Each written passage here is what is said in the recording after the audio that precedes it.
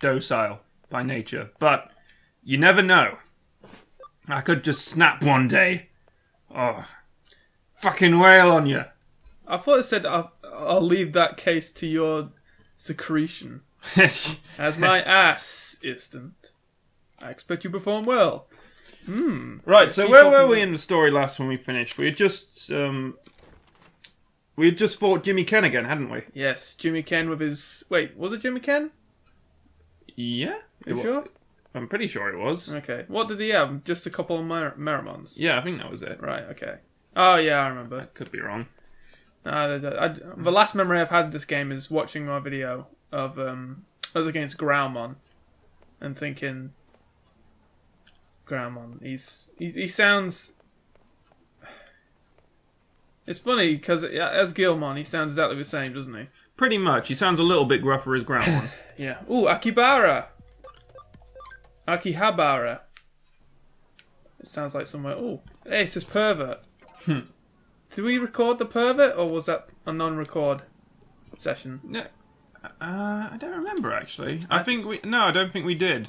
Oh well, this guy was perving on some girl across the street. Yeah, and he's too scared to cross the road. We sorted him out. Yeah. He was like, "Whoa, calm down." He was like, "I'll fucking destroy your family and destroy the children." I think it was this girl. No, what was it? No, it wasn't. It was a DLC girl.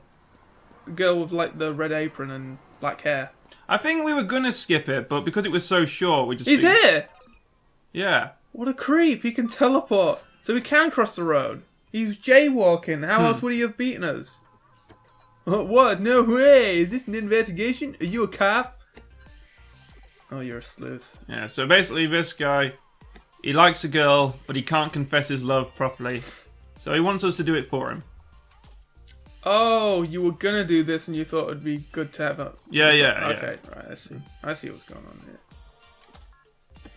She's shy, but maybe it's her first time being in love. She's so pure, like a picture come to life. I've tried talking to her, but the words just won't come out. That's where you come in. I want you to go ask her something. Like, for her contact information, her name, address, her Digimon ID. Credit card details. Yeah, all the stuff that makes me rich. Oh, and don't look at me. I'm hideous. He can't even look at himself. His eyes are in a constant state of closedness. He's got Brock eyes. Yeah. I know. I use my hand as a drying hand. That's not funny. No way, really? Okay. Wait, he just shook his head. But he still said you'll do it.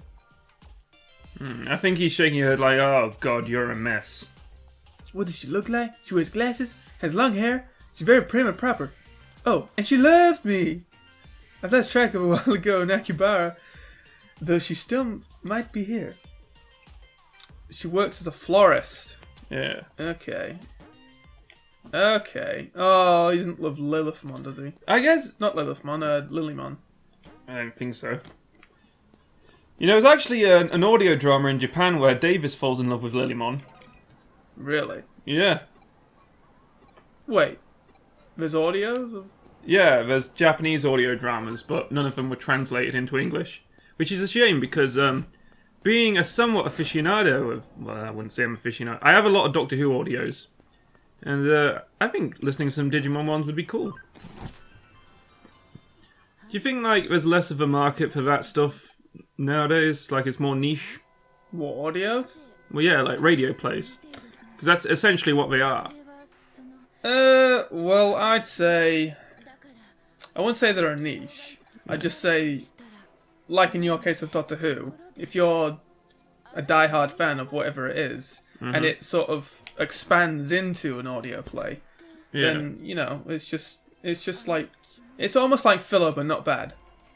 You know, if you know what I mean. I kind of know what you mean, because... Yeah. Well, because Doctor Who's nature is that it is just Adventure of the Week for the most part. Yeah. So you can create these engaging arcs that sort of happen in between the show. Or should we say, yeah. So it turns out the guy's a stalker. Yeah. And unforgivable, we can say Die Stalker Die, or Stalker directed by Tarkovsky. Okay. I actually did I think I did a piece on that in uni. we were approached by, well, it was sort of this task set by Rockstar, and they said we had to read Stalker by Tartovsky and watch the film, and then create a video game concept based on it. Oh, really? Yeah, and we came up with this cool idea where it's like open world wasteland, but what made it sort of unique was the whole idea with the zone is that it's this kind of unknowable, well, not unknowable, it's just this weird place that, it reminded me a lot of Lost, you know, like, you know in Lost there's a lot of weird unexplained stuff that you don't really understand. Mm. And you got to be careful, like don't do this or don't do that, and we thought, if you could create a nuanced way to approach all these weird things, like, if you encounter these things, it's like there'd be, you know, the manuals that come with games, and they're almost useless now. Well, but sometimes don't even exist. Yeah, because so few people read them. Like, I'm guilty of that myself. Because most of the stuff that used to be in manuals is just in the game now, isn't it? Yeah. I was reading the manual the other day, actually, of Fallout 3. Yeah? It's so useful. Because if you don't get any of the DLC and you just want to play the game, it's got... It's full of, like, guides and stuff. It has detailed descriptions of every perk you can get. Oh. So if you want to plan out preemptively what you want to end up being, you can just read it and then make a note of it and then just like play the game, not worry about it. And there's probably a lot of people who don't even know that because you know they never look in the thing. Well, yeah. But yeah, that was my approach. Like I imagined it as, you know, like a jungle tracker or a guide. Like he knows the ways of the zone. And the book was sort of like that. Like he had scribbled notes inside. Like the journal in Gravity Falls. And it's like, when you encounter these things, don't look away. Or when you encounter these things, don't move. Or when you encounter these things, you know, throw something. Or just like little nuanced things. Like stuff you wouldn't be able to figure out. But because you're this guy who's tracked the zone and he understands it. You know, it's like, I just thought that would be a cool approach to survival. I drew a bit of concept art for it as well, but it was just theoretical though. I don't think we're ever actually going to make the game. It's, you know, just a task. Mm. But we did actually get the guy from Rockstar in, and he was telling us stories about how they thought of putting Phil Collins in a game just because they were in a pub, and it's like, man, you know what we should do? Is we should put Phil Collins in Grand Theft Auto. It's like, oh, that's a fucking good idea, man. Yeah, I thought it was a fucking good idea too. Hey, look. Fucking What? Christopher Walken's talking to us. Yeah. How about bringing a little something next time you visit? Food would be good. He wants some bread. I run some walking shaped bread. Was there anything else on that? Oh yeah, but he was also talking about, you know, L.A. Noire. Originally it wasn't them, they took it on afterwards. And he just was talking about how initially when they got the... because the heads were so realistic, but the bodies were really low designed, it was just looked really creepy, like an Uncanny Valley type thing. Yeah. These creepy, detailed heads on top of these cardboard bodies. But he was cool, I liked him. Anyway, yeah, that was all I had to say, really. So, I have actually prepared a couple topics this time, just because I finally got round to editing these things, and it occurred to me, my God, we cycle through a lot of the same subjects, like why did we name Garurumon McFly? I've only said that twice. It was like 3 times. And another thing, it's because the gap between recording them was so long, and I never edited them to double check what we had covered. And I think there's like 3 occasions where I talk about how much I love Atmon and how much like whatever. But yeah, that time to avoid this, I've prepared some couple of things. He's got a pretty cool colour scheme. Blue and yellow. She looks like a Vault Girl. Oh, and tits. The amount of times the subject goes back to tits is quite astounding, actually. What, you want me to stop that? Well, you don't have to stop. It's just something I noticed. It's like, tits again. On the subject. Her tits? Look at her tits. She said y'all. Oh, she's a country girl. I'll be waiting for y'all. Oh, she's like Rogue. So she must be like from Vault 69, I'm guessing. So, just before we move on to a main subject of Digimon Tamers, which we've watched a bit more of, haven't we? Yeah. Yeah.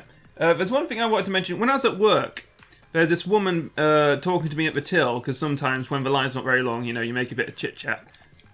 And she was asking me what I really wanted to do, because I mustn't want to work in a shop my whole life. A lot of people say that, actually. And I said, I want to, do something in animation. And she said her daughter really likes, Sarah. Yeah. I thought you said Rio! You might have said Rio, actually. I don't know if that means anything. Keep going. Let's see what he's talking about. Whoa, shithead! What the heck are you doing here? Okay, so, investigating a case. Yeah, go ahead. What's the case? What case are we investigating? I don't know. Local pervs. Uh-oh. He's getting pissed off that we can't talk to him. Come on, bros. Tell bros everything. Alright, I'll tell you. Oh yeah, disappearance. This is the, do you think this is the Eden syndrome? Like, the people who are disappearing are being taken to the hospital? Oh, I should know this. I've played enough of a game to realise. Well, we've been playing in spurts, and there's a lot of dialogue, so you can lose a lot of important plot like the other episode when it mentioned that scientist guy was a what's the word? Philanthropist? Misanthropic. The word that means you don't like people. I didn't actually notice that before. In fact, at the end of the game, I remember thinking this has kind of come out of nowhere. And it just seems weird that such an important detail would be like just in one line, because it has so much dialogue. They could really trim this, because some of the dialogue is really good, and I think it's quite well translated. Like that one line where it's like, "All right, let's start doing our best." So what exactly should we start doing our best at? And stuff like that is quite good, but it's just too much of it. Oh damn! I've really lost the track now. So what was I talking about? What were we talking about? I don't know. Oh, but yeah, I'm pretty sure that it's the Eden stuff that's causing that. Anyway, to get back to what I was talking about earlier, she's saying, oh yeah, her daughter's really into something along the lines. And she says, who are those two queers? And I was like, what? And he goes, oh, Eren and Levi. And I was like, oh, Attack on Titan. She likes Attack on Titan. Then in my head, I'm thinking, she's probably seen her looking at Yaoi or something, hasn't she? Because they're not queers in canon, are they? Well, Levi might be. Might they? And well, Levi might have some sort of trauma now that his love interest is gone. Who was his love interest? Petra. Oh, I didn't know that. You didn't? Well, I don't remember. It's been a while since I've seen Attack on Titan. It wasn't terribly... It wasn't pivotal. It was kind of subtle. I mean, they could have just been really, really, really good friends. Oh, yeah. Was she the one with blonde hair who was like, don't worry, we'll take care of a female Titan? Yeah. And then they died. Yeah. And then Levi was like, you probably should have taken care of that yourself. And he's like, well, fuck her, I wanted to, but they insisted. Yeah. But yeah, that's just kind of funny because she started with, who are those two queers? And I was like, where is this going? And Eren and Levi just made me laugh. See, she is exceptionally country. It's like someone staring at me. You know, the feeling? It was awful. And nobody wanted... Yeesh, dude, talking about it. I've been eating for a while. Yeah, I haven't been eating for a while. That's disgusting. So, is she concerned that someone's spying on her? I don't know. Break my leg. Do that, that'd be funny. What's going into you all of a sudden? My God, you're stupid. Why? She turned into Lola Bunny. Seriously? I'm trying to be the funny one? I used to think... Oh, he's so proud of himself. I used to think Lola's name was Lola Bugs. Huh. But then I realised Bugs was his first name. And Bunny's his second name. Hog Wild. That's a very country thing to say. He's so pleased with himself. I made it funny. I haven't had a feeling down there in so long. Ah! Don't look at my boner. I suppose a newbie is his first boner. Well, I've got a boner all the time, so I don't know what you're doing. So, we've been watching some more Tamers. We've gone through the episodes with Beelzemon and Thingy fighting. They're back in the real world now. So, One thing I remember you mentioning, because it being your first time watching Tamers, is that you think it's quite dark for a kid's show, don't you? Sorry?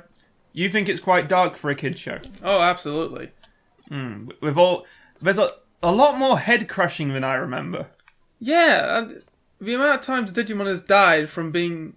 Having their heads crushed Yes, in someone's hand. Popped like a melon. Yeah, like the dragon guy got killed by Cyberdramon, and the monkey who got... It's like, this can't be happening, no! And he just crushes his head. You know what sort of reminded me of? What? It reminded me of that extra episode of Attack on Titan. Yeah? Where that...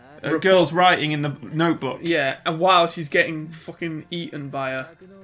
You know. Yeah, and it bites her head. Yeah, and then it decides, oh... Gonna stick you in the tree. Yeah, your headless body. You look real nice in there. You know, it really ties the place together, man. It's weird that in the game, they just find the notebook. It, like, comes out of a Titan's body. What? Yeah. It doesn't... They actually cover that in the video game. Yeah. Oh, cool. It comes out of a Titan's body, they don't find it in a tree. Mm. And then, immediately afterwards, they go to the, Trust District. It's a good game. I really like that game. It's sometimes a little out of story context, but, you know, it's a game, so it can only be... Yeah. I mean, they even... Like, you didn't realise until we pointed this out, but it actually features a character who hasn't been in the show yet. Because you thought it was just a giant Sasquatch, as like, well, you know, why not? Yeah, I thought it was an Easter egg, if anything. But then when I was like, oh, they got that guy, and... Because, obviously, I didn't do the mental gymnastics to consider that you didn't realise it was canon, because I had read some of the manga. I think I stopped just as he appeared. And, yeah, you're like, oh, man, I didn't know. I had no idea. Well, as another example of that, do you know what, I was at Brandon's the other day, and he was saying how you kind of spoiled something for him. What did I do? Well, basically, he asked if a certain character ended up... Dying.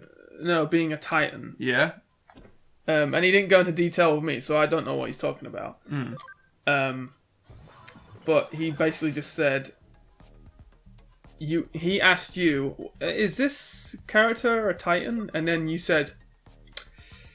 I'm not going to answer that. And you just looked at him as if to say, okay, obviously he is. But it was his fault for going into detail, okay, but it's also your fault for pulling a face. No. What? If I remember correct, like, one, if you're going to ask someone if someone's a Titan, and they get mad when they give you an answer, that's bullshit.